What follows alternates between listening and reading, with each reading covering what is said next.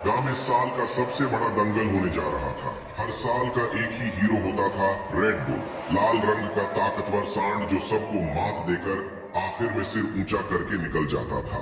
लेकिन इस बार कुछ अलग होने वाला था। पिछले साल दंगल के बाद रेड बुल ने जाते जाते मुन्ना की माँ एक कमजोर सी गाय को जोर से टक्कर मार दी थी। वो गिर तो गई, पर उसके दिल में दर्द से ज्यादा एक सपना था। उसने मुन्ना को देखा और कहा, बेटा तू भी एक दिन लड़ेगा। दिखा दे उनको कि असली ताकत सिर्फ शरीर में नहीं, हौसले में होती है। मेरी दुआ हमेशा तेरे साथ है।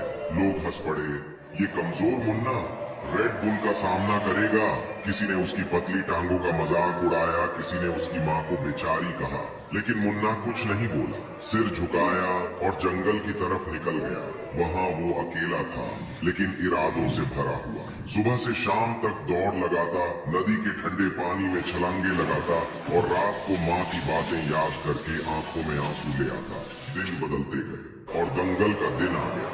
मैदान गरज रहा था, लोग इकट्ठा हो रहे थे और बीच में खड़ा था रेड बुल, लाल, गुस्से से भरा, गरजता हुआ वो सांड। कोई भी उसके सामने नहीं आया।